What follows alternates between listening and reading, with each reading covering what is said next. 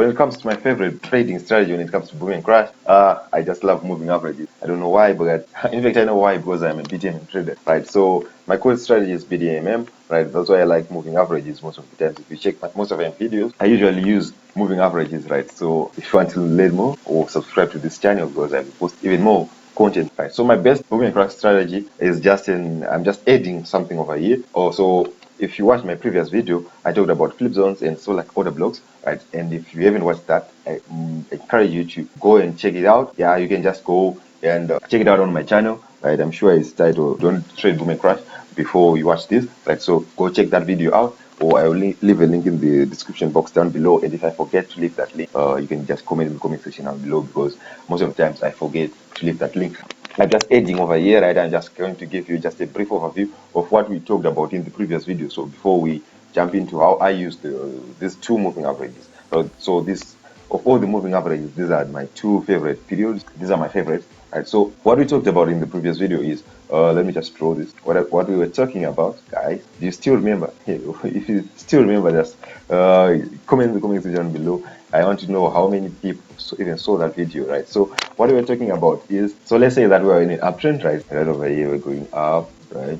We're continuously creating a series of higher highs and higher lows, higher high. Yeah, I'm sure that most of you can agree with me that the market looks ugly just like this, right? It's not my drawing. That's what the market does, right? I'm not bad at drawing. That's what the market does, right? So we all know that the market doesn't move straight, right? There's going to be a series of pullbacks here and there, right? So that's what we will be maximizing on. That's what we want the market to do, right? So we want to enter when the market pulls back, right? So that's when we'll be looking for our entries, right? So for the first strategy that I showed you in the previous video, right, we're marking what zone flip zones, right? So flip zones are just broken resistance becomes our support, right? So let's take this for example, right? This is our resistance over here, right? When it gets broken, it now becomes a support, right? So we mark this resistance over here, and when it gets broken, it becomes what? Our support, right? And we also said that don't consider these levels as just levels, just one level, right? But consider this as an area, as a zone, right? So that it becomes simpler for you, because the market doesn't respect that single level, right? It's react to a zone, right? So if you want to maximize your trading, to go check that video, because it's got more detail. And we also talked about about order blocks, right? So we were saying that if the market doesn't respect this flip zone, most of the times it pulls back to the last green candle, or in this case it'd be the last red candle, right? So if you put back over here, right, to the last red candle, right? So if it breaks, right, you mark the last red candle, and that's what we'll be using for our entries, right? So if you want more detail, go check that video out, because I'm not going that much into depth, but I'm just sharing this moving average strategy in this video, right? So right over here, what we want to do is, as for me, I just like to go with the trend, right? So how do I know where is the trend right now? So in this area over here, the market is going down, right? As you can see, we continuously create a series of lower lows and lower highs, right? So we've got our lower low over here. Yeah, that one is ugly. Now this is not the market's fault. Now that was ugly, right? So we're creating what? Lower low, lower high, lower low, lower high, lower low, though this broke this previous high, right? And it didn't create even lower low. It's not that low, right? So we're not considering this, right? So that's where our downtrend is, right? So right over here, how do we enter? In the previous video, we mentioned that is for this example over here, we've got what? We'll mark our flip zone over here, and when this is our previous support, because the market bounced up over the year, right? So this was a support area over here, and when it gets broken, right, we are now sure that it's now a downtrend, right? So it pulls back to that area, right? So what I like to see is a confluence, right? So when the market is pulling back to this flip zone, right, it's also pulling back to my moving averages, right? And as you can see, the last, so like green candle is this one, right? So let me mark that using our box, right? So over here, the last green candle, right? This is the last green candle for the broken market structure, right? So as you can see, this is a major confluence trade. My favorite, almost most of my favorite strategies are just confluence trades, right? We're just combining two entry strategies, two strategies, and when those strategies meet, I go in with all my, I don't risk all my capital, by the way. I go in with confidence in that trade, right? So I will place my stop loss most probably around here, right? And as you can see, the trade what worked out, right? So that's what we were just doing. And over here, right, we mark this over here. This was our previous support, right? So this support over here, the market bounced over there, and over here, And moving averages, again, don't consider them just as a single level. They also act as a zone. You just not the support zone, right? And this green candle is the last one before we broke market structure, right?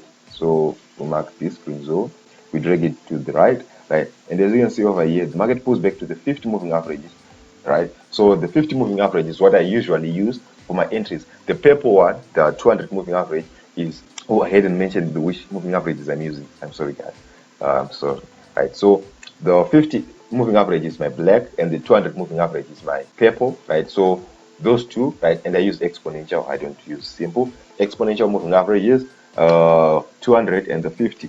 Right. So that's what I use. So the 200 moving average, the purple one, I just use it for my confirmation of the trend. Right. So if it's above my candlesticks, I know that the market is most probably going down, right? It's favoring the downtrend, right? And if it's below my candlesticks, I know that the market is going what? Is going up, right? So that's how I use the moving averages, right? So over here, when the market pulls back to this area, we've got our candle over here, we've got our flip zone, right? And it pulls back to this moving average over here. So that's a green light for me, right? So I take my entry. It's just that simple, guys, right? So let me show you right over here for this uptrend over here. Right over here, as I was saying, right, what the market is creating what a series of what higher highs, higher lows, higher high, higher low, higher high. Right, so this is an uptrend, and my moving average, my purple moving average is below the candlesticks, and it goes over the black over here. Right, so this is what my entry point, right, the 50 moving average. Right, so that's where I consider that's why I consider entry. Right, so for the first entry over here, who wants to tell me why it's not my who wants to tell me why it's not my favorite entries? It's not one of my favorite entries. One, two, three. Whoever guesses this correct, I'm sure you'll be very profitable. I'm sure you've got the hang of it, right? So if you noticed why this entry point over here is not one of my favorites, you are good, right? So why is it not my favorite point? Because as I said, this is not it doesn't have a confluence over here. It doesn't have another confluence. Right? There's no flip zone. There's no order blue. There's no green red candle over here. Right? So it didn't pull back to this area over here. It's not testing anything of relevance over here, unless maybe I shift down to the 5-minute time frame. But using this example only on the 15-minute time frame, I don't want to shift time frames. But if I shift the time frame, maybe there's an order block over here, where there's a little week over here. Of course, there's an order block, right? But of course, I might enter if everything is meeting my what demands, and I shift down to the 5-minute time frame and it suits my entries, right? But for the purposes of getting the best entries, right, I won't enter here, right? And then for the second entry over here, it's better because as you can see, we broke market structure, right? And the market is what it didn't test what exactly the flip zone, right? It continued going what a little bit deeper, right? So I will just take what my horizontal box over here, right? And as you can see, this candle over here, also like these candles around here, right, are the last ones before these candles over here. Right? So if there's a sort of like a small consolidation, I like to mark that consolidation, right? I think I will create a video on order book so that you'll be able to understand this, right? Because so if there's a little consolidation consisting of what red green candles, right? It's better you mark that whole area.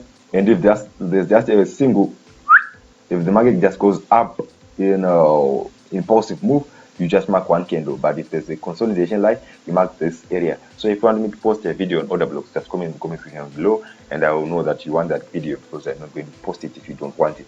Because I don't want to work for free. I don't want to work for something that people are not going to watch. Right. So if you like this video so far, like, subscribe, and share the content. Right. So over here, right, we mark this area over here, right, the flip zone gets broken, right, but when it pulls back to the 50 moving average, and I get, so like this candlestick confirmation over here, I've got so like the doji, right, and then another candlestick confirmation over here, I will take that trade, though I don't like to usually enter for spikes. When I'm trading boom and crash, I usually trade ticks, right, but I also trade spikes here and there. In fact, I trade spikes especially, but one of my favorites are ticks, right? So that's it for this video, guys. If you like, comment, like, subscribe, share, and make sure you practice this on demo.